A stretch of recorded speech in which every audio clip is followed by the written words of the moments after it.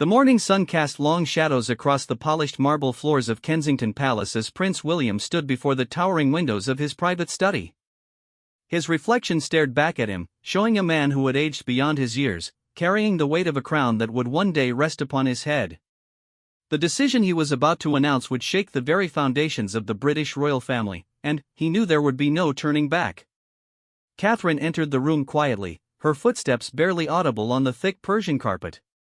She had been his anchor through every storm, and today would be no different. Her presence brought him comfort, but even she could not ease the burden of what lay ahead. She approached him slowly, placing a gentle hand on his shoulder as she joined him at the window, looking out at the gardens where their children often played. "Are you certain about this, William?" she asked softly, her voice carrying the weight of understanding. She knew better than anyone the sleepless nights he had endured, wrestling with this decision that would change everything. The public had no idea of the private struggles within the palace walls, the heated discussions that had taken place behind closed doors, the family meetings that had ended in bitter silence.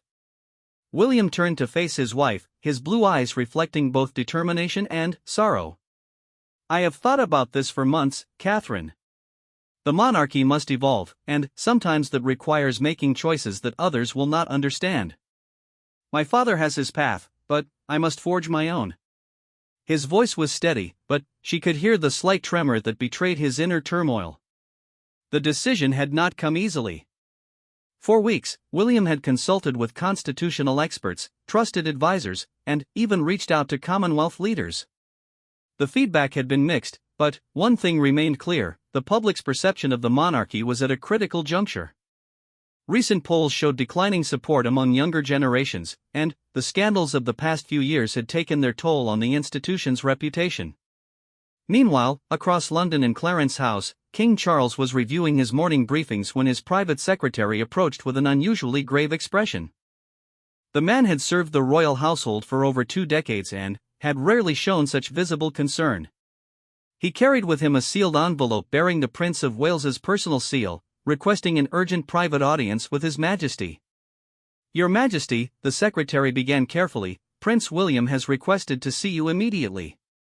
He emphasized that this matter cannot wait and concerns the future of the monarchy itself."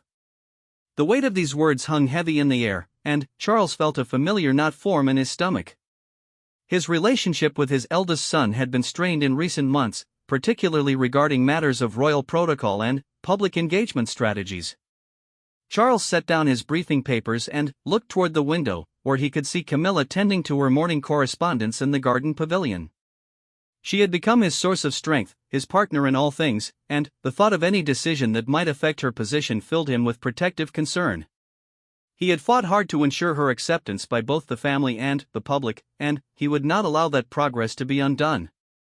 "Schedule the meeting for this afternoon," Charles instructed, his voice betraying none of the anxiety he felt. "And please ask the Queen Consort to join us. Whatever William wishes to discuss, it affects us all." The secretary nodded and withdrew, leaving Charles alone with his thoughts and growing apprehension. In Montecito, California, Prince Harry was enjoying a rare quiet morning with Meghan and their children when his phone buzzed with an encrypted message from a trusted contact within the palace. The message was brief but alarming: "Major announcement expected from W today. Suggest you prepare statement. Situation developing rapidly." Harry's heart sank as he read the words, knowing instinctively that whatever was coming would likely affect him and his family's already tenuous relationship with the royal establishment. Meghan noticed the change in her husband's demeanor immediately. Over the years, she had learned to read the subtle signs that indicated royal family drama was brewing. Harry's jaw tightened, and his usual easy smile disappeared as he processed the implications of the message. Their life in California had found a comfortable rhythm, free from the constant scrutiny and protocol that had suffocated them in London, but the tentacles of royal politics always seemed to reach across the ocean. "What is it?" Meghan asked, setting down her coffee cup and giving him her full attention. The children were playing in the garden, their laughter floating through the open windows, a sharp contrast to the tension now filling the room. Harry showed her the message, and she immediately understood the gravity of the situation. "I thought we were past all this," Harry said quietly, running his hands through his hair in a gesture of frustration that had become all too familiar. "We built our own life here, our own purpose. Why does everything William does still affect us?" The question hung in the air, rhetorical but deeply felt. Despite the physical and emotional distance he had created from his family, the bonds of blood and shared history could never be completely severed. Back in London, the palace staff was buzzing with unusual activity. Senior courtiers who rarely interacted were seen in hushed conversations throughout the morning, and several high-ranking officials had been summoned for emergency meetings. The atmosphere was electric with anticipation and anxiety, as everyone sensed that something significant was about to unfold. Lady Sarah Chatto, the Queen's niece and one of William's closest confidants within the extended royal family, arrived at Kensington Palace just before noon. She had received a personal call from William requesting her presence, something that rarely happened unless matters of utmost importance were at hand. Sarah had always been known for her discretion and wisdom, qualities that had made her invaluable during previous family crises. "William," she said as she was shown into his study, "you look as though you haven't slept in weeks. Whatever you're planning, I hope you've considered all the ramifications." Her concern was evident, but so was her unwavering support for the future king. She had watched him grow from a boy carrying the burden of his mother's death to a man ready to reshape the monarchy for future generations. William embraced his cousin warmly, grateful for her presence and the stability she represented. "Sarah, what I'm about to announce will change everything. I need you to understand that this decision comes from a place of love for this institution and for my family, even if others don't see it that way initially." His words carried a weight that made Sarah's heart race with anticipation and concern. As the afternoon approached, Camilla found herself increasingly anxious about the upcoming meeting with William. She had always maintained a cordial relationship with her stepson, but she was acutely aware that her position within the family remained somewhat precarious in the eyes of some. The public had gradually warmed to her over the years, particularly after seeing her dedication to Charles and her commitment to royal duties, but she knew that any major change could threaten that carefully built acceptance. She stood before her dressing room mirror, adjusting her pearls nervously, a habit she had developed during times of stress. Her reflection showed a woman who had weathered many storms and emerged stronger, but the uncertainty of what William might propose filled her with a familiar dread. She had worked tirelessly to earn her place in the royal family, and the thought of losing that position was almost unbearable. Charles appeared behind her in the mirror, his hands gently resting on her shoulders. "Whatever William has to say, we face it together," he assured her, though she could hear the uncertainty in his own voice. They had both sacrificed so much to reach this point in their lives, to find happiness and acceptance, and the possibility that it could all be threatened by a single announcement was terrifying. The drive to Buckingham Palace that afternoon was conducted in unusual silence. William sat in the back of the official car, reviewing his notes one final time while Catherine held his hand in quiet support. They both knew that once the words were spoken, there would be no taking them back. The decision would set in motion a chain of events that would forever alter the course of the British royal family. As their car pulled through the palace gates, photographers and reporters who had been stationed there since morning began snapping pictures and shouting questions, though neither William nor Catherine acknowledged their presence. The couple had learned long ago to maintain their composure in the face of media attention, but today felt different. Today, the stakes were higher than they had ever been.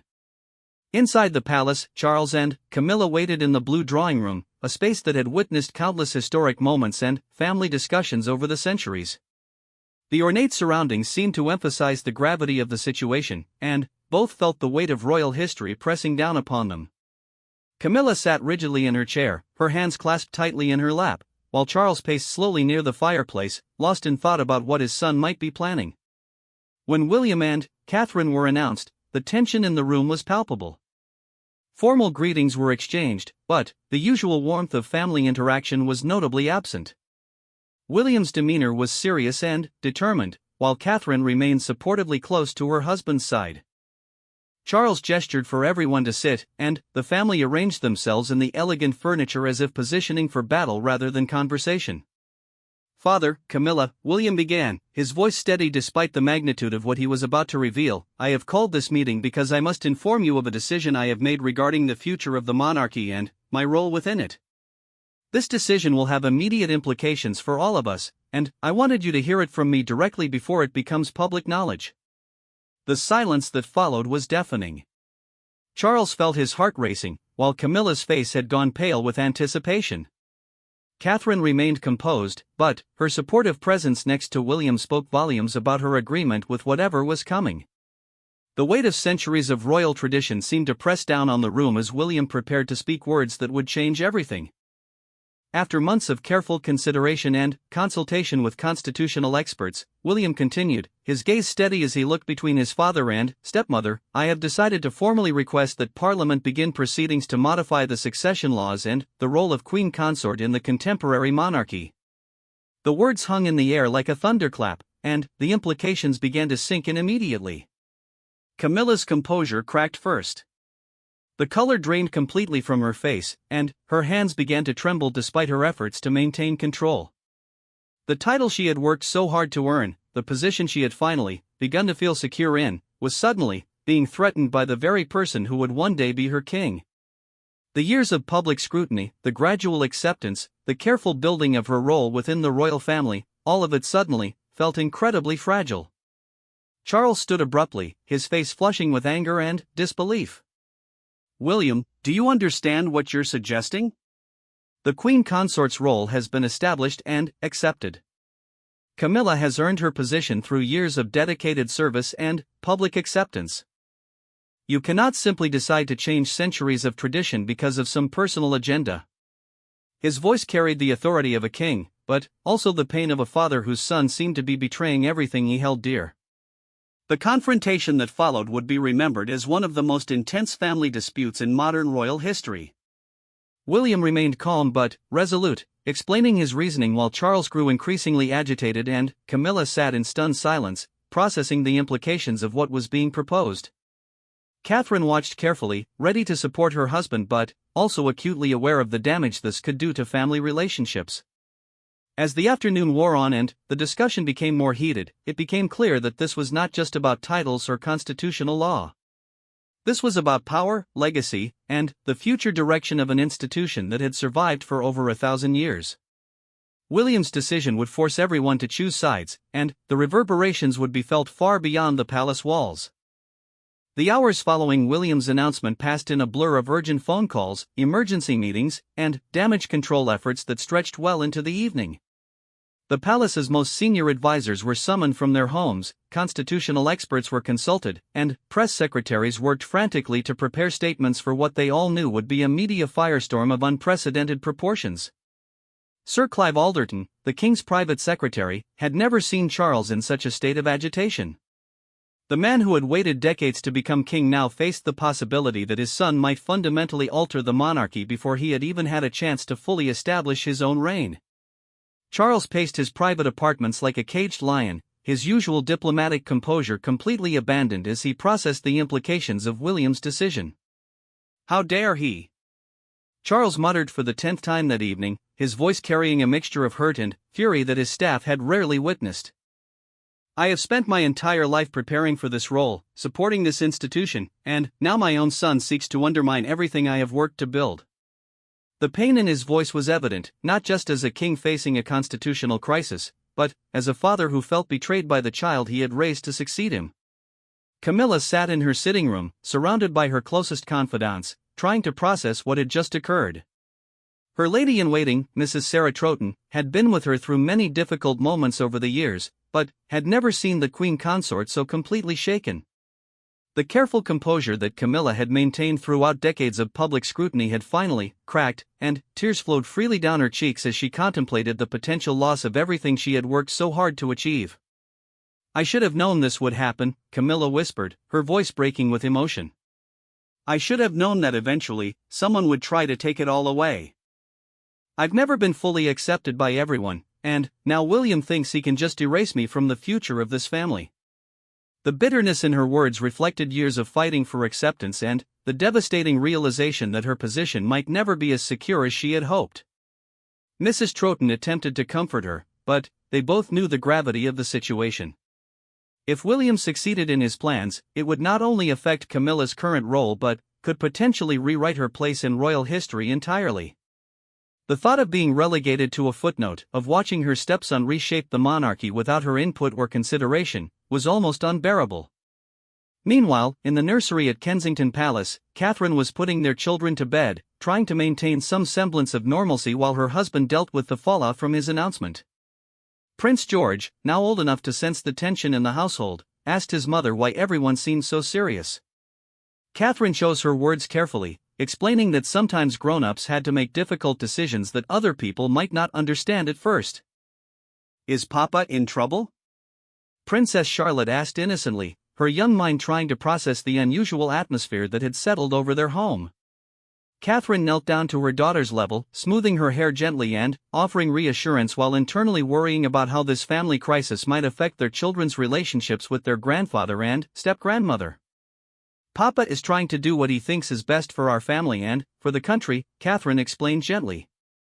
"Sometimes that means making choices that are hard for other people to accept. But, no matter what happens, we will always love Grandpa Charles and Camilla, even if we don't always agree about everything."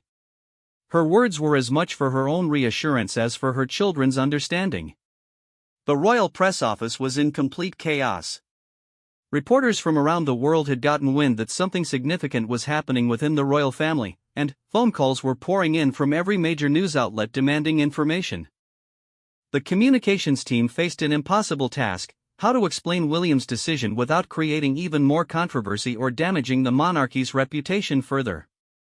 James Henderson, the palace's head of communications, had handled many royal crises over the years, but nothing had prepared him for this moment. He sat in his office surrounded by drafted press releases that had been written and rewritten dozens of times, each version attempting to strike the impossible balance between honesty and damage control. The challenge was enormous. How do you announce that the heir to the throne is fundamentally challenging the role of the current queen consort without making it sound like a family coup? "We need to frame this as institutional evolution, not personal conflict," Henderson told his team during an emergency strategy session that lasted well past midnight. "The public must understand that this is about modernizing the monarchy for the future, not about undermining any individual's contributions or worth." But, even as he spoke the words, he knew that the personal drama would overshadow any constitutional arguments they might make. Across the Atlantic, Harry was pacing the floor of his Montecito home, phone pressed to his ear as he spoke with his longtime friend and former royal protection officer who still had contacts within the palace. The news he was receiving painted a picture of complete chaos, with family relationships fracturing in real time and no clear resolution in sight. "How bad is it really?" Harry asked, though he suspected he already knew the answer. The silence on the other end of the line told him everything he needed to know. His family was imploding, and, despite all the distance he had put between himself and royal life, he still felt the pull of concern for the people he had grown up with. Meghan found him in their home office an hour later, still trying to process the information he had received. She could see the internal struggle playing out across his face, the part of him that wanted to stay far away from royal drama warring with the part that still cared deeply about his family members, even those with whom he had complicated relationships. "Do you think you should reach out to William?" she asked carefully, knowing how difficult it would be for Harry to re-engage with family politics after working so hard to establish boundaries. "This feels different from the other controversies. This feels like it could permanently damage relationships that might eventually be reparable." Harry considered her words carefully. His relationship with William had been strained for years, their once close bond fractured by disagreements about royal duty, media treatment, and personal choices. But, beneath all the conflict, they were still brothers who had lost their mother together and had shared experiences that no one else could understand. The thought of William facing this crisis alone, without family support, troubled Harry more than he wanted to admit. Back in London, news of the royal crisis had begun to leak to the press, despite the palace's best efforts to maintain secrecy. The first reports were vague and contradictory, but they were enough to send royal correspondents into a frenzy of investigation and speculation. Social media exploded with theories and rumors, each more dramatic than the last, as the public tried to piece together what was happening behind palace walls. The Archbishop of Canterbury received an urgent call that evening, asking him to make himself available for consultation regarding constitutional and religious implications of potential changes to the monarchy. As the head of the Church of England and the person who would eventually crown William as king, his opinion carried enormous weight in these matters. He found himself in the uncomfortable position of potentially having to choose between supporting the current king and the future king, knowing that his decision could have lasting implications for the relationship between the crown and the church. Late that evening, Princess Anne arrived at Buckingham Palace at her brother's urgent request. As the Princess Royal and one of the most respected members of the royal family, her counsel was valued by both Charles and William, though her no-nonsense approach meant she would tell them exactly what she thought, regardless of whether they wanted to hear it. Anne found Charles in his study, still dressed in the same clothes he had worn to the afternoon meeting with William, looking every bit as exhausted and defeated as she had ever seen him. The weight of the crown, which he had only recently claimed, seemed to be crushing him under circumstances he had never imagined having to face.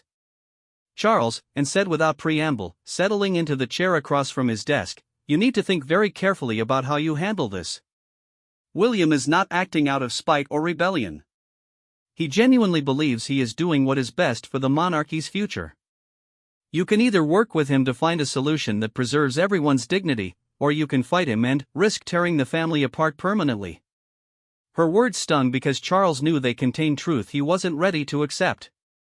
His sister had always been the pragmatist in the family, the one who could see situations clearly without the emotional baggage that clouded everyone else's judgment. But accepting her advice would mean potentially sacrificing Camilla's position and his own vision for his reign. "He's attacking everything I hold dear," Charles replied, his voice hoarse from hours of heated discussions and emotional turmoil. "Camilla has earned her place in this family and in the hearts of the British people. For William to suggest that her role should be diminished or altered is not just a constitutional matter, it's personal, and it's cruel."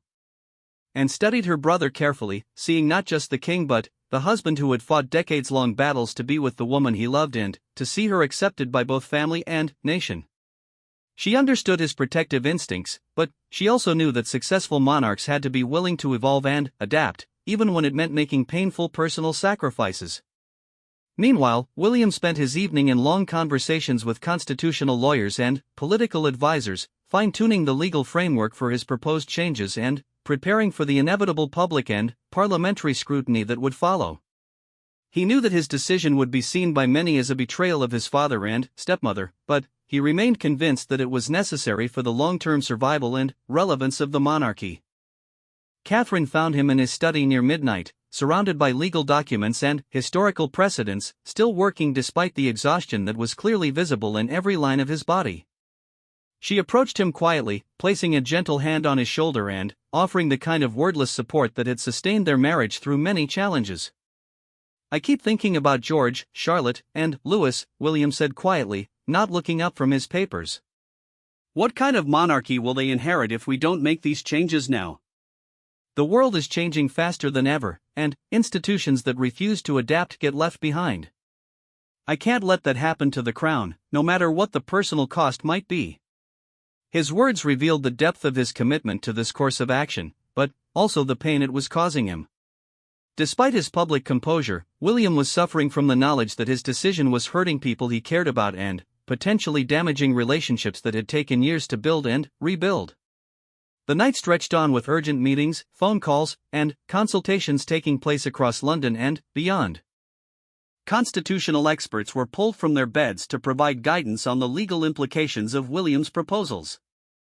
Political leaders were briefed on the developing situation and asked for their preliminary thoughts on how Parliament might respond to formal requests for legislative changes.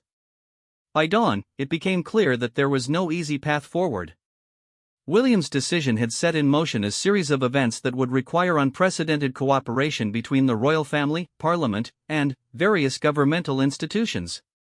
The success or failure of his proposals would depend not just on their constitutional merit, but on the royal family's ability to present a united front to the public and to demonstrate that change could be implemented without destroying the dignity and stability that the monarchy represented. As the sun rose over London on what would prove to be one of the most consequential days in modern royal history, each member of the family faced the reality that their relationships, their roles, and their futures would never be quite the same. The choices made in the coming days would echo through generations, affecting not just their own lives but the very nature of the British monarchy itself. The stage was set for a confrontation that would test every bond of family loyalty, every principle of constitutional governance, and every assumption about the role of tradition in a rapidly changing world. And, at the center of it all stood William, the future king, betting everything on his vision of what the monarchy needed to become to survive and thrive in the 21st century. The morning brought no relief from the tension that had engulfed the royal family overnight. News vans lined the streets outside every royal residence, and social media buzzed with speculation about what was being called the greatest royal crisis since the abdication. Palace staff moved with unusual urgency, their faces grave as they carried sealed envelopes and urgent messages between offices that normally operated with ceremonial calm. William's formal letter to Parliament requesting constitutional review had been delivered at exactly 9 in the morning, time to coincide with a carefully orchestrated media strategy that the palace communications team had worked on throughout the night. The language was diplomatic but firm, outlining his vision for a modernized monarchy that better reflects contemporary British values and democratic principles. Prime Minister Keir Starmer received the letter in his Downing Street study, reading it twice before summoning his closest advisors for an emergency cabinet meeting. The political implications were staggering. Any change to the monarchy's structure would require parliamentary approval, extensive constitutional review, and potentially approval from Commonwealth nations where the British monarch served as head of state. "This is unprecedented," Starmer murmured to his deputy as they walked toward the cabinet room. "We're looking at potentially the most significant constitutional change since the establishment of the House of Windsor. The political ramifications alone could dominate our entire term in office." The weight of being the Prime Minister who oversaw such monumental changes to the British system was both thrilling and terrifying. Meanwhile, Camilla had requested a private audience with her personal lawyer, a man who had guided her through the legal complexities of marrying into the royal family and had helped establish the framework for her role as Queen Consort. Victoria Morton, her most trusted advisor, sat beside her in the elegant morning room at Clarence House, both women trying to process the legal and personal implications of William's proposal.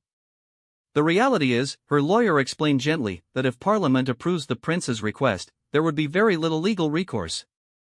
The Queen Consort's role, while traditional and historically significant, is not protected by the same constitutional safeguards that protect the monarch himself. In essence, it exists at the pleasure of Parliament and the reigning monarch." The words hit Camilla like a physical blow. After years of believing she had finally found security and acceptance in her role, she was confronting the possibility that it could all be swept away by political maneuvering. The public humiliation alone would be devastating, but the personal cost of losing the position she had worked so hard to earn felt almost unbearable. Victoria Morton watched her friend and employer struggle with this new reality, her heart breaking for a woman who had endured decades of public scrutiny and criticism to reach this point. "Your Majesty," she said softly, using the title that now felt suddenly fragile, "we need to consider all options, including the possibility of making your own statement to the public. You have earned tremendous goodwill over the years, and there are many who would support your position if they understood what was at stake." Charles found himself in the unprecedented position of considering whether to fight his own son publicly, something that went against every instinct he had about family loyalty and royal dignity. The afternoon brought a steady stream of visitors to Buckingham Palace, senior members of Parliament, religious leaders, and representatives from Commonwealth nations, all seeking clarification about William's intentions and the King's response. The Archbishop of Canterbury's visit was particularly significant. As both a spiritual advisor to the royal family and a constitutional figure in his own right, his support or opposition could sway public opinion significantly. He found Charles in the throne room, a setting that emphasized the historical weight of the situation they were all facing. "Your Majesty," the Archbishop began carefully, "I have spent the morning in prayer and consultation, seeking wisdom about how the Church should respond to these proposed changes. While I understand and respect the Prince's desire to modernize the monarchy, I am deeply concerned about the precedent this sets and the message it sends about the permanence of sacred commitments." His words resonated deeply with Charles, who had always seen his marriage to Camilla as a triumph over adversity and social convention. The idea that their union and her role within it could be diminished by political maneuvering felt like a betrayal of everything they had overcome together. The church's support could be crucial in rallying traditionalists to their cause, but it would also mean openly opposing his own son's vision for the future. Across London, Harry made the decision that would surprise everyone, including himself. After hours of agonizing deliberation and extensive discussions with Meghan, he booked a flight to London, determined to be present during what he recognized as a defining moment for his family. Despite years of estrangement and public conflict, he couldn't stand by and watch his family tear itself apart from across the ocean. "I have to try to help," he told Meghan as they stood in their bedroom, his hastily packed suitcase on the bed between them. "I know our relationship with them is complicated, and I know they might not even want me there, but this is bigger than our personal disagreements. This could destroy the monarchy entirely if it's not handled carefully." Meghan supported his decision, though she worried about the emotional toll it would take on him to re-engage with the family dynamics they had worked so hard to escape.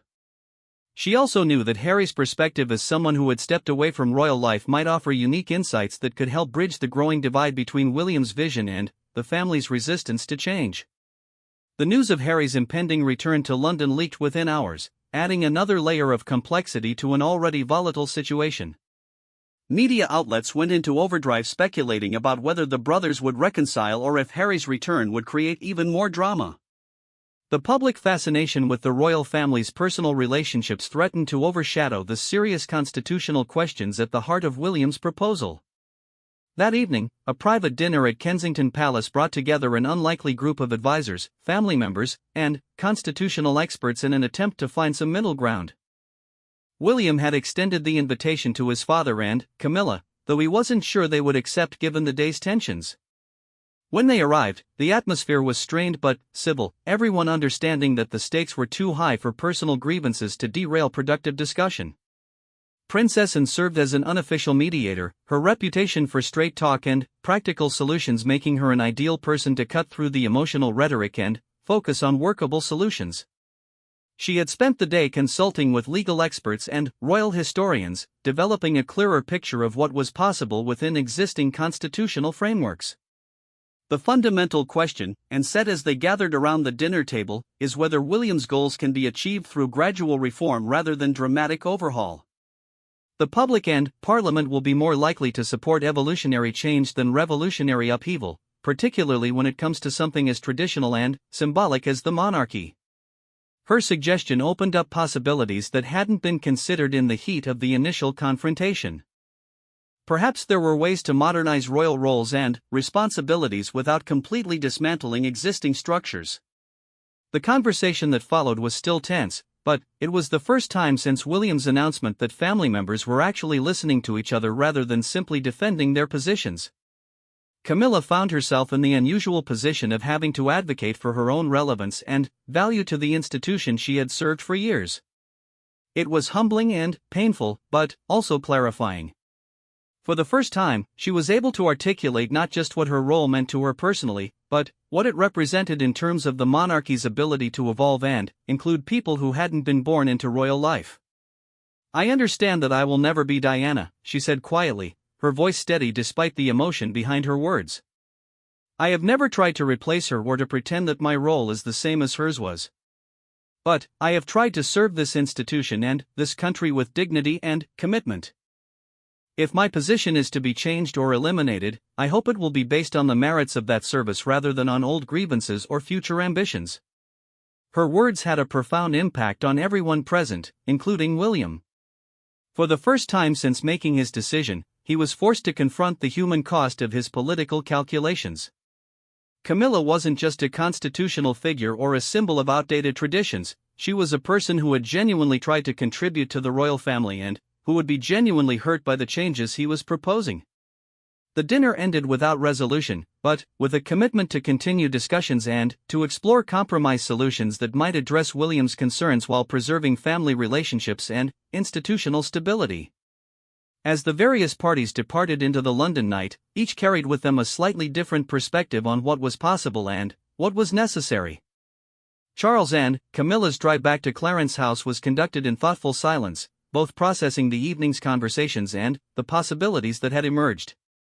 For the first time since William's announcement, Charles felt a glimmer of hope that complete disaster might be averted, though he knew the path forward would require compromises that would be difficult for everyone involved.